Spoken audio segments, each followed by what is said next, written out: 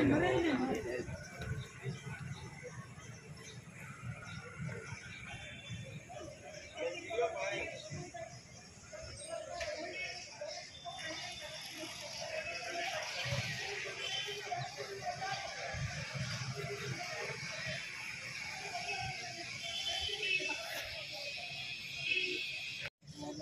हूँ विश्वा खंजारिया जामनगर जिल्लानी एक नागरिक हूँ बोली रही छूँ। जे पतिનું મૃત્યુ થવા છતાં પણ એક તંત્ર મારું કામગીરી હું સંભાળી રહી હતી એકલા હાથે, ક્યારેક વ્યાજે પૈસા લઈને તો ક્યારેક ઓછી ઉધારા કરીને જે તંત્ર અધૂરું હતું. ટોપ 10 બિલ્ડરમાં નામ હતું હસબન્ડનું, ક્યાંય મારાથી વહીવટ બીજો થઈ નથી શક્યો. એકલી થઈ ગઈ છું, અમારું ક્યાંય હાલતું નથી. ઘણા લોકો પાસે અમે હેલ્પ માગેલી છે પણ એમ કહી દે કે અમે અમારા કામમાં નવરા નથી, ક્યાં આવીએ તમારી સાથે. ઘણા લોકો બિચારા સપોર્ટ કરવા માગે છે, નાતના વડીલો સપોર્ટ કરે છે, ગ્રુપ સપોર્ટ કરે છે. અને છેલ્લા 1.5-2 મહિનાથી મારા ભાડુઆત હેરાન થાય છે.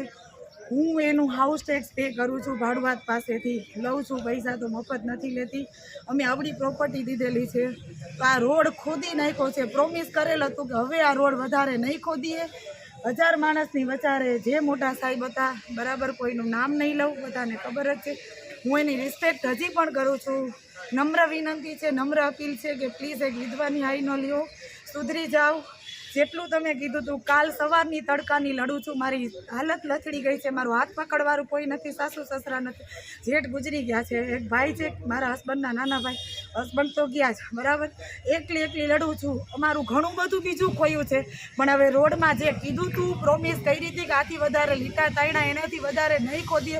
છતાં પણ રોડ લેવાનો હતો ઓલી સાઈડ, તો પોતાનું આખું ન બગડે તો અત્યારે પોલીસ તંત્રની બીક દેખાડી અમારા ઉપર અત્યારે ખૂબ જ જુલમ કરી, અમે એકલા કરી દેવા, અમારી સાથે ખૂબ જ ટોર્ચરિંગ કરી રહ્યા છે.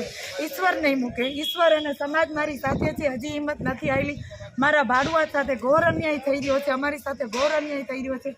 રોડ આમ જતો તેના બદલે આખો આમ લઈ લીધો છે, લેવાઈ દીધો. પ્રોમિસ કરી હતી કે આથી વધારે નહીં ખોદી, તો હજી તમે જોઈ શકો છો ત્યાં કે કેટલો વધારે હજી ઊંડો ખોદી અને દુકાનના મોઢા આગળ લઈ લીધો છે.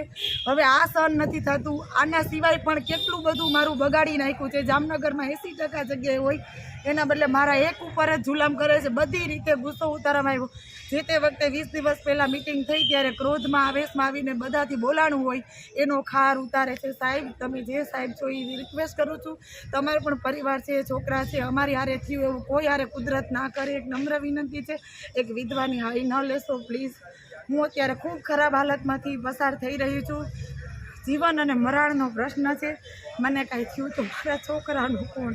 કારણ કે મને કાંઈ થાય એવું જ ઘણા લોકો ઈચ્છે છે. હું એટલું જ રિક્વેસ્ટ કરું છું મીડિયાને કે તમે લોકો સપોર્ટ કરો, અમારા નાતના બસ સપોર્ટ કરે.